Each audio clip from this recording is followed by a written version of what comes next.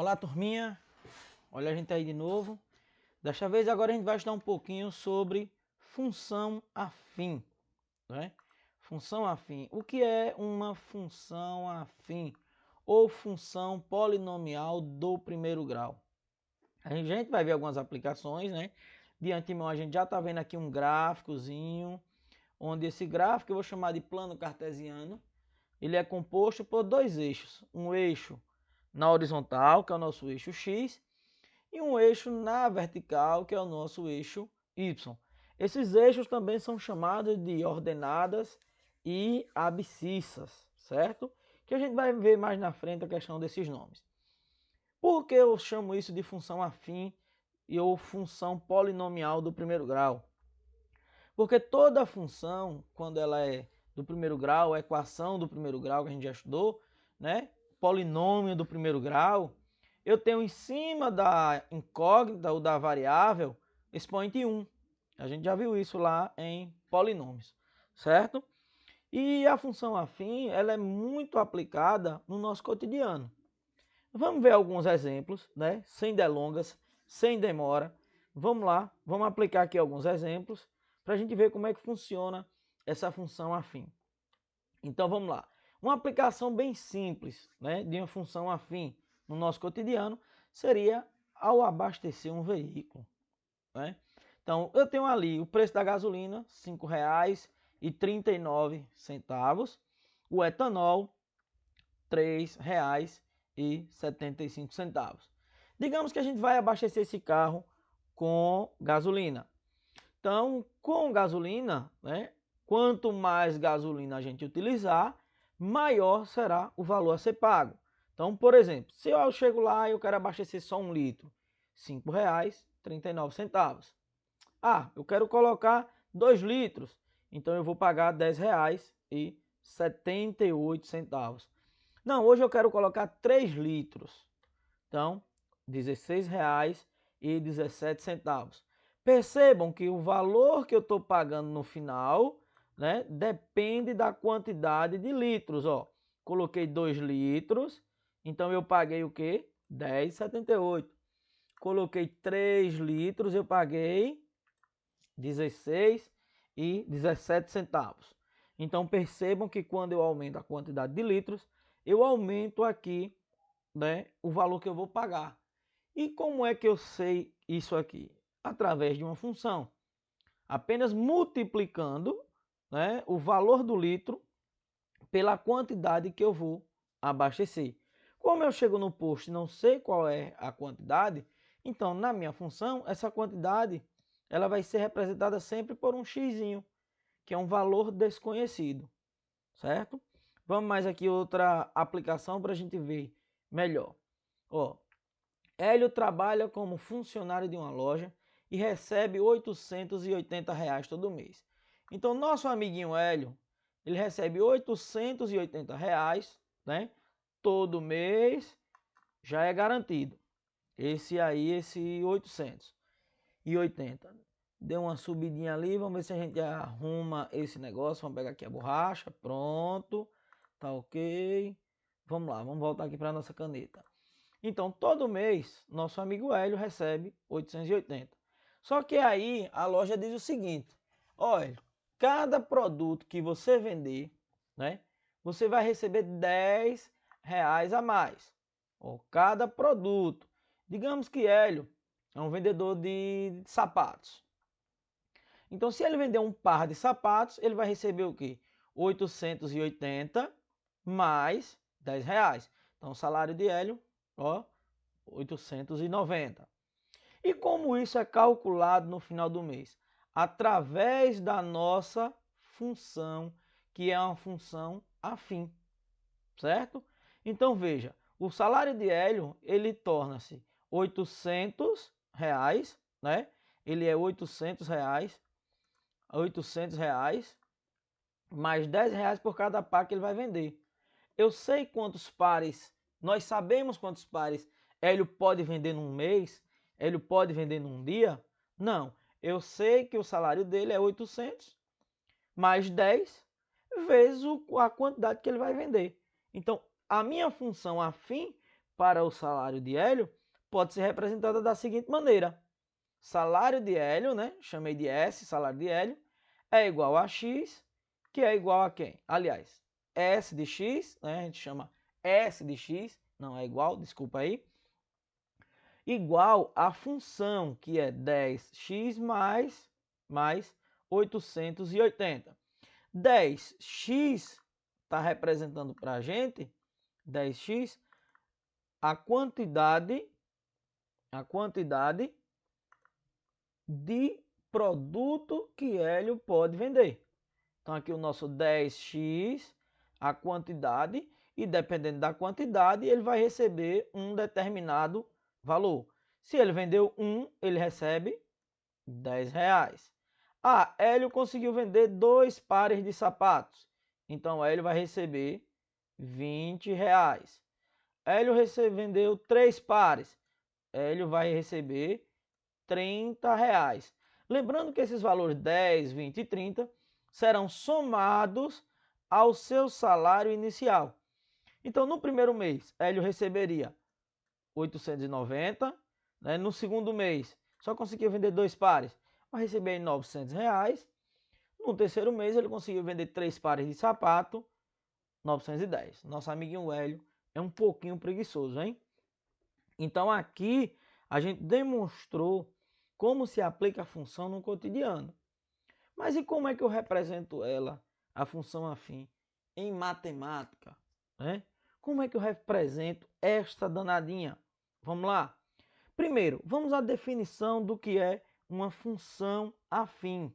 Ó, uma função afim, eu tenho que ela é o seguinte, ela assume essa forma, né? F de x igual a x mais b. Vejam, eu troquei o nosso S por F para representar a função, né?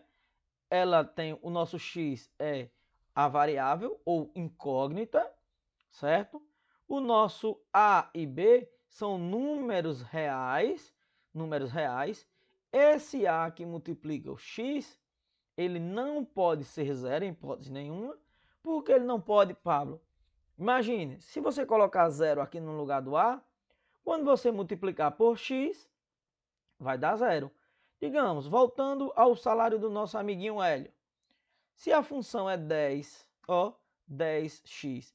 Se eu digo a Hélio que ele não vai receber mais nada pela venda, pela quantidade de venda, então nosso 10 some e fica zero. Se ele vendeu 2 pares, vai receber 280, entendeu? Por isso que A não pode ser zero em nossa função. B é o termo independente. Eu sei que a nossa função é do primeiro grau, porque aqui em cima eu tenho o expoente 1. Lembrando lá do nosso polinômio. Então, minha função ela vai ser escrita dessa maneira aí. Onde os valores que eu atribuí ao nosso x, ele será trocado pelo x que vai estar aqui. E perceba, todo esse valor vai ser multiplicado por qualquer número real que esteja no lugar de A. Algumas informações importantes que eu tenho sobre função é o seguinte. A e B são números reais, que eu já acabei de dizer, né? Então A pode ser um número positivo, pode ser um número negativo, mas A nunca poderá ser igual a zero. Veja, A ele é sempre diferente de zero. A eu vou chamar de coeficiente angular da minha função, certo? Coeficiente angular da minha função. E B é o nosso coeficiente linear da nossa função. Lembrando que A vai ser sempre o número que multiplica x e B é sempre o número que está lá sozinho. É só lembrar da equação do primeiro grau, não tem erro. Beleza? Então vamos lá. Vamos ver aqui uns exemplos. Ó, na minha função, eu tenho que f de x é igual a 3x menos 2. Então, quem seria o coeficiente A e quem seria o coeficiente B na nossa função? Beleza, muito bem, gostei de ver. A, 3 e B é o nosso menos 2. Cuidado, A não será 3x. A é apenas o número 3, correto? Beleza? Mais uma função para você aí. Agora eu tenho f de x é igual a menos 2x mais 1 meio. Então, A, quem vai ser A, quem vai ser B? A, nosso menos 2, e B será o termo, né, o coeficiente independente, termo linear, 1 sobre 2. Lembrando que o nosso A aqui, ó, agora ele é negativo, e o nosso B passa a ser, está sendo positivo. Então, veja, minha função ela pode vir de várias maneiras. Não é obrigado que o A venha sempre positivo, ou ele venha sempre negativo. Ele é um número real. E número real ele pode ser negativo, ele pode ser um número decimal, ok? Então vamos para a próxima. Aqui eu tenho apenas f de x igual a menos 2x. Perceba que agora eu não tenho coeficiente b. Eu não tenho um coeficiente linear. Eu só tenho o coeficiente a, que é o nosso angular. Então, se eu não tenho, eu digo que a é igual a menos 2, né? Ó, nosso a aqui é menos 2 e o nosso b, nosso bzinho, fica igual a 0. Beleza? Vamos a uma aplicaçãozinha rápida de um cálculozinho, mas não vamos entrar muito a fundo referente ao gráfico de uma função, né? Porque toda função ela vai construir um gráfico. Por que vai construir um gráfico, Pablo? Porque quando eu atribuo um valor a x, eu determino um valor que eu vou chamar de y para os pares ordenados do meu gráfico. Mas vamos ver aqui, dar só uma pinceladazinha, né? A gente não vai ficar muito aprofundado para a construção do gráfico, né? Porque a gente vai ver isso na aula 2. Aqui a gente vai ficar mais atento ao cálculo dentro da função. Pois bem, vamos lá.